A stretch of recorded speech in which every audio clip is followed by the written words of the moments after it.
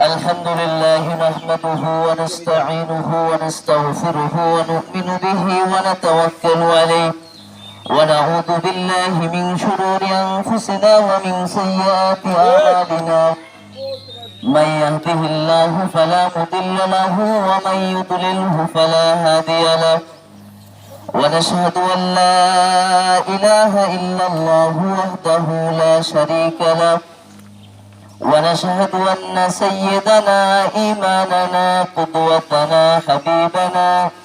حبيب روحنا محمد الذي أرسله الله تعالى بالحق بشيرا ونذيرا إن الله وملائكته يصلون على النبي يا أيها الذين آمنوا صلوا عليه وسلموا تسليما اللهم صل على محمد وعلى آل محمد كما صليت على إبراهيم وعلى آل إبراهيم إنك حميد مجيد اللهم بارك على محمد وعلى آل محمد كما باركت على إبراهيم وعلى آل إبراهيم إنك حميد مجيد আল্লাহ তাআলার দরবারে আলিশানে লক্ষ কোটি শুকরিয়া এবং সুজুদ যে আল্লাহ তাআলা দীর্ঘ একটি মাস সিয়াম সাধনা করার পর অনেক কষ্ট ক্লেশ মুমিনরা করেছে, তারপরও আল্লাহর আযাব ও গজবের ভয়ে রোজা ছেড়ে দেয়নি। পিপাসায় গলা শুকিয়ে গেছে কিন্তু এক ফোঁটা পানি পান করে নাই। অনেক কিছু সামনে খানাপিনা ছিল কিন্তু কিছুই আল্লাহর আযাব ও গজবের ভয়ে খাওয়ার সামর্থ্য থাকা সত্ত্বেও খাইল না। এরপরে 30টি সিয়াম সাধনা করার পর ঈদগাহ মাঠে আমাদেরকে সকলকে জমায়েত হওয়ার যে আল্লাহ তাআলা তৌফিক দান করলেন, আল্লাহর দরবারে আমরা শুকরগুজার হচ্ছি। আলহামদুলিল্লাহ আলহামদুলিল্লাহ।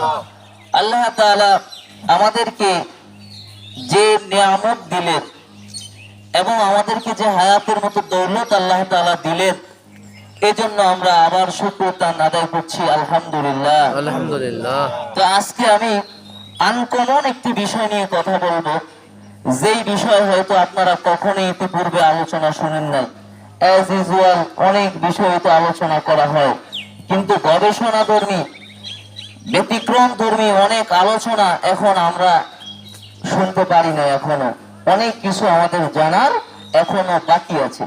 আর যদি আমরা নাই জানি তাহলে আমরা মানব কি? ঠিক কিনা বলেন? তো আসুন আজকে আমরা আলোচনা করব মানুষের পার্সোনালিটি, মানুষের ব্যক্তিত্ব।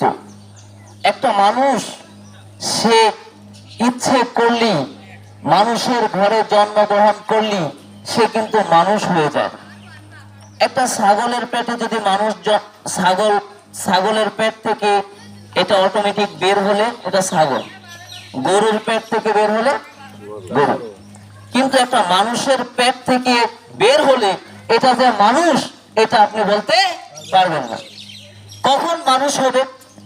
আল্লাহ তাআলা এই জন্য বলছেন কুনতুম খায়রা উম্মাতান উখরিজাত লিন-নাস তা'মুরুনা বিল মা'রুফ ওয়া তানহাউনা আনিল মুনকার ওয়া তু'মিনুনা বিল্লাহ।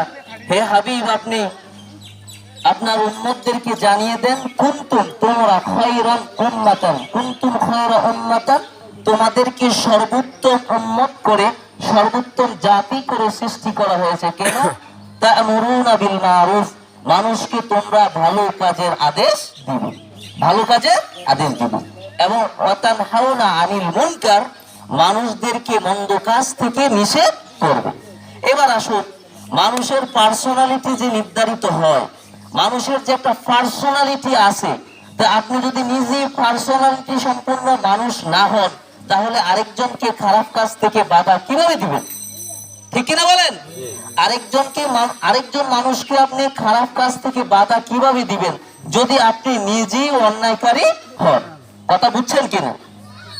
এরপরে আপনাকে যে আল্লাহ তাআলা সৃষ্টি করলেন, এখন যে ওয়াতানহাউনা আনিল মুনকার, আপনি সমাজ, দেশ, পরিবার, রাষ্ট্রের ভিতরে যখন দেখবেন যে অন্যায়, অবিচার, অনিয়ম চলে, তখন আপনি তো দাঁড়িয়ে বলতে হবে কোরআনের এই আয়াত অনুযায়ী যে আপনার এই কাজটা হচ্ছে, আপনার এই কাজটা হচ্ছে না। এখন এই হতে গিয়ে কি হবে? আবার একটু সামনে আসেন। পার্সোনালিটি মানুষের এমন একটা জিনিস, আল্লাহ তাআলা কোরআনুল কারীমের মধ্যে বলছেন, আমি গবেষণা করে পেয়েছি পার্সোনালিটির দাম সবচাইতে বেশি। যেমন অনেক মানুষ বাংলাদেশের কথায় কথায় কিন্তু বলে যে তুমি গোলালু মার্কা মানুষ। মানে কি, গোলালু এমন একটা তরকারি, মাছ গোস্ত সবার সাথে যায়। আসলে দেখেন মুমিনদের খাসিলতটা দেখেন, একজন মুমিন কি সত্যি সবার সাথে সুরে সুর মিলিয়ে কথা বলতে পারে? না। জোরে বলেন না, পারে না। একজন মুমিন কি সত্যি যা ইচ্ছা তা করতে পারে? পারে। কেন? আল্লাহ তাআলা বলছেন যে ইয়া আইয়ুহাল্লাযীনা আমানুত্তাকুল্লাহ ওয়া কুলু কাওলান সাদীদা ইউসলিহ লাকুম আমালাকুম ওয়া ইয়াগফির লাকুম যুনুবাকুম।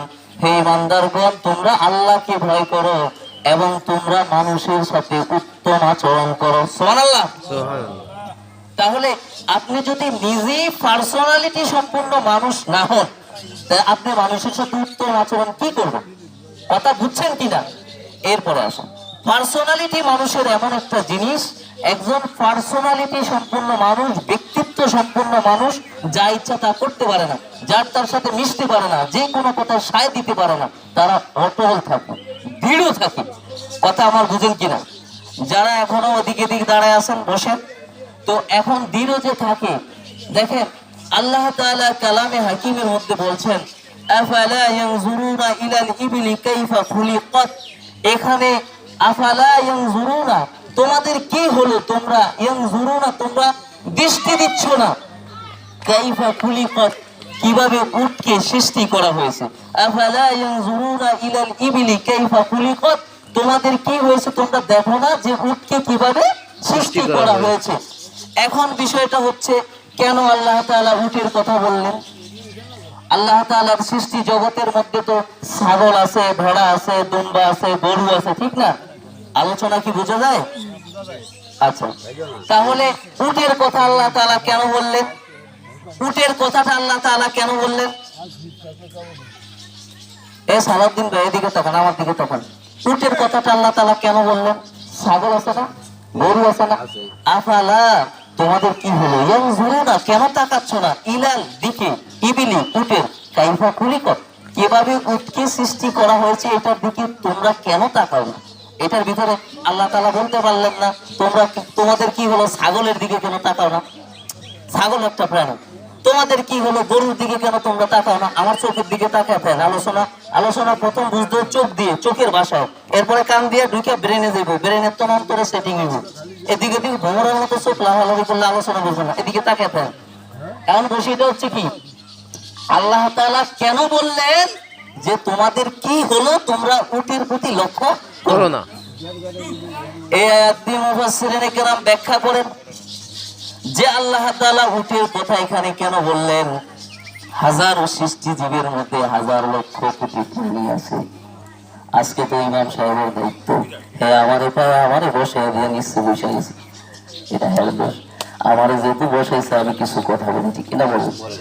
এখন আল্লাহ তাআলা কেন বললেন তোমাদের কি হলো, তোমরা উটের দিকে লক্ষ্য করো?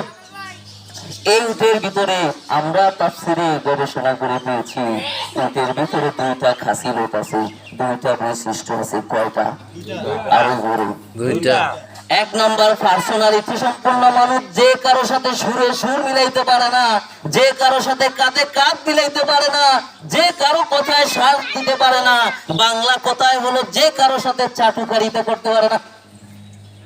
একজন পার্সোনালিটি সম্পন্ন মানুষ নিজের ক্ষতি হয়ে যাবে, নিজের বিরুদ্ধে 10 জন দাঁড়িয়ে যাবে, কিন্তু ন্যায়ের পক্ষে দাঁড়ায় থাকবে, ঠিক কিনা বলেন? 10 জন দাঁড়ানো যাবে, 10 জন বিরুদ্ধে যাবে, 10 জন পক্ষে থাকবে, 10 জন বলবে খারাপ, বাকি 10 জন বলবে ভালো। যারা পার্সোনালিটি সম্পন্ন মানুষ, যারা জমিনের দলিল কিপ্তিয়া বেশি বেশি 20 লাখ টাকা থাকলেও আর কথা হিরাইতাম না, ঠিক কিনা বলেন? এখন এই উটের দিকে লক্ষ্য করে মুফাসসিরিনে কেরাম ব্যাখ্যা করেন, আমরা মানুষ তো কত কাম করি, একটা উট, উটের বউ হলো উটনি, মাদি উট, পুরুষ উট, মাদি উট।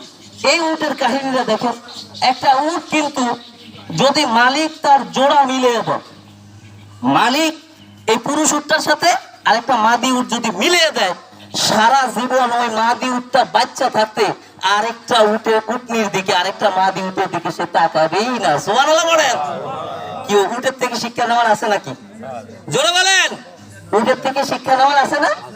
তাহলে আল্লাহ কেন বললেন উট এত পার্সোনালিটি সম্পন্ন মানুষ, আরেকটা রূপসী, আরেকটা জোয়ান? বলা হচ্ছে কি, এই উটটা যদি 10টা বাচ্চাও দেয়, উট কিন্তু 5 বছর পরে পরে বাচ্চা দেয়। কথা বুঝছেন? দামি সম্পদ। এই উটটা যদি 10 বছর পরে পরে বাচ্চা দেয়, কিন্তু এই উটটার বয়স যদি কথার কথা 40 হয়, 30 হয়, এই পুরুষ উটটা আরেকটা মহিলা উটের দিকে, মাদি উটের দিকে তাকাবেই না। সুবহানাল্লাহ বলেন। তাহলে আল্লাহ কেন বলল উটের ভিতরে পার্সোনালিটি আছে না? হ্যাঁ, কত লোক বড় কথার কথা, বাবা মা যেটার লোকে বিয়ে দিছে এটার লোকেই থাক, এটার লোকেই ঘুম, আরেকটার দিকে তাকান না। সুবহানাল্লাহ বলেন। তাহলে উটের থেকে শিক্ষা নেওয়ার আছে কিনা বলেন? এরপর আল্লাহ তাআলা বললেন আফালা ইয়ানজুরুনা ইলাল ইবিলি কাইফা খুলিকাত ওয়া ইলাস সামাই কাইফা রুফিআত। আর বান্দা বান্দিরা, তোমাদের কি হলো? আকাশের দিকে তোমরা কেন তাকাও না?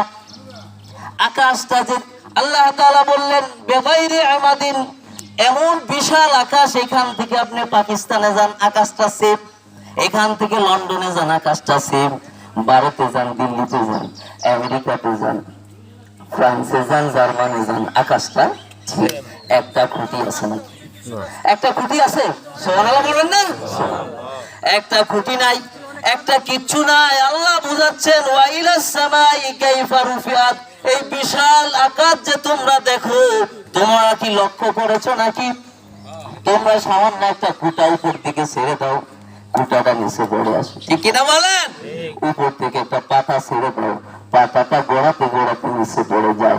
কিন্তু বিশাল আকাশ, বিশাল আকাশ, বিশাল আকাশ, আকাশের মেঘের মেলা, শুধু একটা স্তর বিশিষ্ট আকাশ না। বিশ্ব নবী বলেন প্রথম স্তর বিশিষ্ট আকাশটাকে আমি ওয়ালাকাদ যায়্যানাস সামাআদ দুনিয়া বিমাসাবিহা ওয়া জাআলনাহা রুজুমান লিশ-শায়াতিন ওয়া আতাদনা লাহুম আযাবাস সাঈর। তোমরা যে সন্ধ্যার আকাশে দেখো বিশাল বিশাল তারকারাজি খয়ের মতো ফুটে আছে, এই বিশাল তারকারাজি দিয়া আমি আল্লাহ প্রথম আকাশকে সাজিয়ে রেখেছি। এই আকাশটা, প্রথম আকাশ থেকে বিশ্ব নবী বলেন সাহারা মরুভূমির ভিতরে হাতের আংটি যদি পড়ে যায়, হাতের আংটি, আচ্ছা বলেন এই বিশাল মাথার ভিতরে যদি একটা বালির কোনা পড়ে, ওইটা আমরা গুনি না? হ্যাঁ, তো সাহারা মরুভূমির তুলনায় হাতের আংটিটা এতটুক না? এতটুক। বিশ্ব নবী বলেন প্রথম আকাশের চাইতে দ্বিতীয় আকাশের দূরত্ব কত? শোনো, সাহারা মরুভূমির ভিতরে হাতের আংটি ফেলা দিলে, হাতের আংটি যতটুকু, দ্বিতীয় আকাশ থেকে তৃতীয় আকাশের দূরত্ব আরো বেশি, মানে দ্বিতীয় আকাশের তুলনায় প্রথম আকাশটা হলো হাতের আংটি। এরপরে আরো প্রথম আকাশ যত মোটা, এতগুলো ফাঁকা। এরপরে তৃতীয় আকাশ, চতুর্থ আকাশ, বিজ্ঞানীগণ গবেষণা করা সহ্য হয়ে যায়। ইহুদি খ্রিস্টান মুসলমান হয়ে যাচ্ছে, মসজিদে গিয়ে গবেষণা করে মুসলমান হয়ে যাচ্ছে। না না, আর পাগলামি করা যাবে না। মহাবিশ্বের একজন পালন করতে আছে, তিনি কে? আল্লাহ। আল্লাহ। যাই হোক, এদিকেও যাচ্ছে না। তাহলে পার্সোনালিটি সম্পন্ন মানুষ আমাদেরকে গড়তে হবে। এখন আসেন, এখন পার্সোনালিটি সম্পন্ন মানুষ যদি যে কারোর সাথে কি হুটহাট করে কোনো দ্বন্দ্বে জড়াইতে পারে, 1 ঘন্টা গালাগালির পরে আর বড় বড় যে মিস করলো, ভাই কি কর কথা বলছেন? পার্সোনালিটি সম্পন্ন মানুষের গায়ের চামড়া একটু মোটা হয়, মোটা হয় না? যে কারোর সাথে আপনি এইখান থেকে একটা গাড়ি যদি আপনি লালবনের উদ্দেশ্যে ছাড়েন, মোটার কথা কথা বুঝেন? হ্যাঁ, না বুঝলে কিন্তু আওয়াজ বলবো, কষ্ট হচ্ছে, আপনাদেরকে বোঝানোর জন্য বলছি। কাল কিয়ামতের ময়দানে আল্লাহ তাআলা বলবেন আমারে, এই আরাফাত সানি, আল্লাহ কইবে যে হাজার হাজার পোলাপানির ভিতরে তোরা আমি মুফতি বানাইছি, মুহাদ্দিস বানাইছি। শুধু মুফতি মুহাদ্দিস বানাইনি, জাগতিক দিক দিয়ে তোরা আমি এমএফএস করেছি। তুই তোর এলাকার মানুষের কি বুঝেছিস? আল্লাহর মামলার আসামি থেকে বাঁচার জন্য আপনাদেরকে বলছি, ঠিক কিনা বলেন? এখন বিষয় হচ্ছে, হুজুর যদি বলবেন পার্সোনালিটি কারে বলে? সরাসরি যারা কাফের, আল্লাহকে বিশ্বাস করে না, এরা কোথায় যাবে? জাহান্নামে। সরাসরি যারা মুশরিক, যারা মূর্তি পূজা করে, আল্লাহকে বিশ্বাস করে না, এরা কোথায় যাবে? জাহান্নামে। এখন আসেন মুনাফিক কারা। আল্লাহ রাব্বুল আলামিন বলেন ইন্নাল মুনাফিকিনা ফিদ দারকিল আসফালি মিনান নার। মুনাফিক যারা, এরা সরাসরি জাহান্নামে নিয়ে যাবে। এখন মুনাফিকরা কোথায়? মুনাফিকরা কোথায়? কথা বুঝেন, রাজা বাদশার দেমাগ দিয়ে কথা বুঝেন। হ্যাঁ, আসতেছি। রাজা বাদশার দেমাগ দিয়ে কোরআন বুঝেন। এখন যারা কাফের, আচ্ছা ছাগলের লাইনে ছাগল এমনি কেটে গেছে, ঠিক না? কাফের। গরুর লাইনে গরু এমনি কেটে গেছে। আর মুনাফিক কারা? মুনাফিক হচ্ছে ইমানদারদের মধ্যে বিশাল বড় বড় দাড়ি, মাথায় জুব্বা, বড় পাগড়ি, ইমানদার দাবি করে, মুসলমান দাবি করে, এরাই যারা ভিতরে একটা আর বাহিরে আরেকটা প্রকাশ করে। আমার কেউ চুরি করতো, আমাদের কেউ সাজা করতো, এরাই হচ্ছে মুনাফিক। এদের যে অবস্থান হচ্ছে জাহান্নামের সর্বনিম্ন স্তরে, অর্থাৎ কাফির মুশরিকদের চাইতে আল্লাহ তাআলা এদেরকে এত লাঞ্ছনা দিবেন, এত গজব দিবেন, এদের প্রতি এত লানত দিবেন। জাহান্নামের ফেরেশতাদেরকে বলবেন খুলুহু ফাদুল্লুহু সুম্মাল জাহিমা সাল্লু। কারণ হচ্ছে এদের শাস্তিটা বেশি কেন? এরা আমার ইমানদারদের মধ্যে মিশা ইমানদারদের মধ্যে সিরিজ দিছে। মোতার কাকে ঘুমিয়ে রয়েছে, রাত 12টা বাজে, প্রভাত লাগছে, কি রে চলুন আরে বলছেন আপনাদের কালকে আমাকে দোকানের ধরে তুলা করে গেছে। এখন মোতার কাকার মাথার ভিতরে যদি গিলু থাকে অবস্থায়, হ্যাঁ করবো, ঠিক আছে, যা কইছে সকালে আমি ফজরের নামাজ পড়ে হারে জিগাম, কিরে ভাই দোকানের দ্বারা আমার কেন লিলি, তোর সাথে কি আমার সাথে জায়গা জমিনের দ্বন্দ্ব নাকি? হিসাবটা ছোট হয়ে আসছে না? ছোট হয়ে আসছে না? জোরে বলেন। আর হ্যাঁ যদি আবার আর মারা গেলে খেলাটা কেমন হবে? কোন ইমান যা আছে একটু থাকবো? এই জন্য মুনাফিক হচ্ছে এমন এক মানুষ যাদের জাহান্নামের কোনো ঠিকানাই থাকবে না। এবার আসেন জাহান্নামের তলদেশ কাকে বলি? তলদেশ কাকে বলি? ওই আমাদের এক উস্তাদ বললো যে 1.5 হাত বউ, কয় হাত? 1.5 হাত। কি রে, এতগুলো মানুষ কিছুই মনে হয় বোঝে না। আপনাকে চিল্লা বললে আমি মাঝে মাঝে ঘরে ঘুমিতে যেতে না, কি রে কথা বল না মানুষ। আপনাকে চিল্লা নিয়ে আমি মাঝে মাঝে ঘরে বয়ে একলা হাসি, কই আরে সুবহানাল্লাহ, মালের মাল একবার জিনিস একটা, আরে 4 মিনিট দাঁড়াইতে হবো, আর শুধু চা খাবো, খিসে দেবো, ঠিক না? আর যাই হোক, এতগুলো মানুষ এখন বুঝে এই যে জাহান্নামের তলদেশে কারা যাবে? যারা ইমানদারদের বেশ ধরে, ইমানদারদের সাথে থেকে শুক্রবারে জুমা আসবে, নামাজ পড়বে, এক কথা মুসলমানদের মধ্যে মুনাফিক থাকবে, ঠিক কিনা? মুসলমানদের মধ্যে কি থাকবে? মুনাফিক। কারণ কাফের তো এমনি অটো, বিনা টিকিটে জাহান্নামে, মুশরিক তো অটো। এখন মুনাফিক কারা একটু জানার দরকার আছে না? জোরে বলেন। এই যে আল্লাহর নবী বললেন, আল্লাহ বললেন ইন্নাল মুনাফিকিনা, নিশ্চয়ই মুনাফিকগণ ফিদ দারকিল আসফালি মিনান নার। আসফাল শব্দের অর্থ হচ্ছে একেবারে যত তলে যাওয়া যায়, একেবারে সর্বনিম্ন স্তর। এখন জাহান্নামটার পরিধি কত? আপনারা প্রশ্ন করবেন না, হুজুর জাহান্নাম যে তলে দিব কত? ও হুজুর কত? প্রশ্ন করবেন না। আল্লাহর হাবিব বলেন, ও দুনিয়ার মানুষ শোনো, জাহান্নামের তলি তুমি খোঁজ করো। ওই যে আমার এক উস্তাদ বললো বউ 1.5 হাত, বউ 1.5 হাত। আর কলসের ওই যে কলস হচ্ছে এটা 2.5 হাত, অনেক বড় বড় কলস আছে না, 2.5 হাত 3 হাত। এখন বউর ঘটনা করে হাতের আংটি ওই যে 2.5 হাত কলসের ভিতরে পড়ে গেছে। কথা বুঝছেন কিনা? বউ হচ্ছে কয় হাত? 1.5 হাত। এখন এই 2.5 হাত কলসের ভিতরে 1.5 হাত বউর আংটি পড়ে গেছে। কথা বুঝছেন কিনা? তাহলে বউর যদি বউ হয় 1.5 হাত, তাহলে বউর হাতটা কত? 4 আঙ্গুল। জোরে বলেন 4 আঙ্গুল।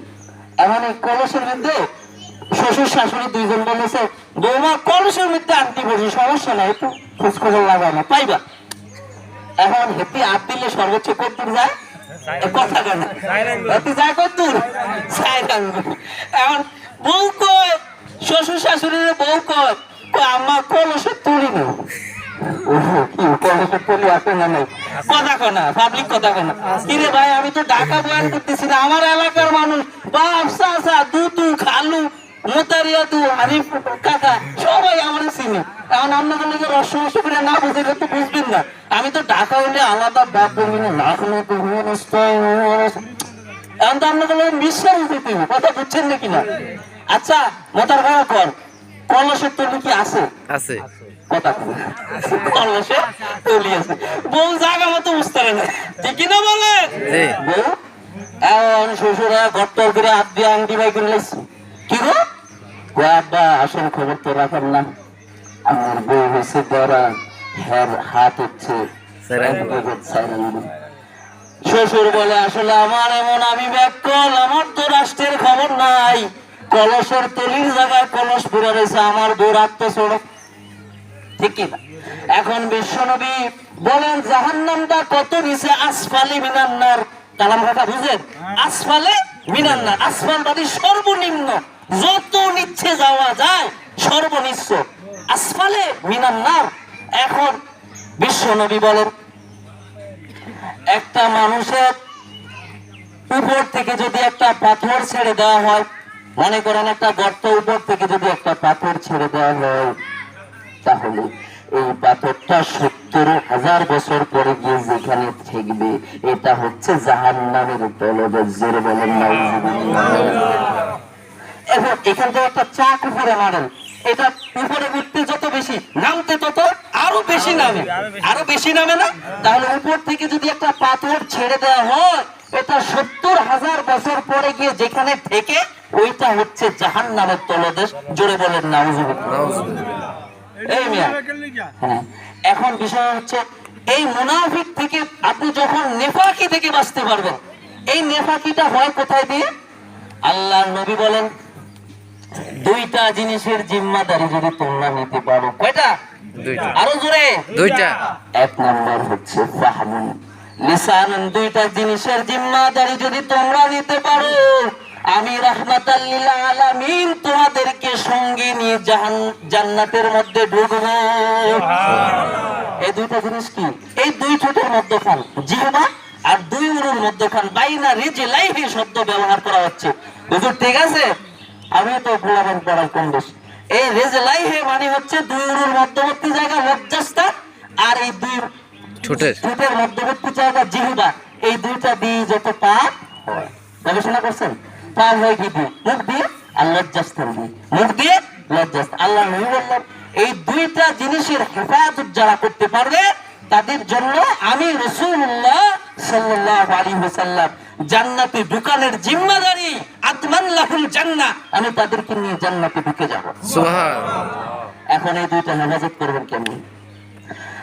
ইতিহাসের গ্রন্থে পাওয়া যায় সাহাবায়ে কেরাম প্রয়োজন ছাড়া কথাই তো বলতেন না, কথাই বলতেন না, প্রয়োজন ছাড়া কোনো বাক্য উচ্চারণ করতেন না, কোনো কথা সাহাবায়ে কেরাম বলতেন না, তারা সব সময় জিকির করতেন লা ইলাহা ইল্লাল্লাহ মুহাম্মাদুর রাসূলুল্লাহ।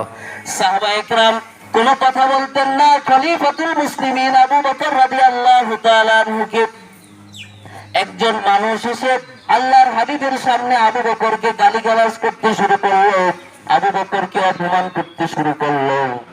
আবু বকর চুপ করে আছে, আরো গালিগালাজ করতেছে, চুপ করে আছে, আর আল্লাহর হাবিব মুস্কি হাসতেছে।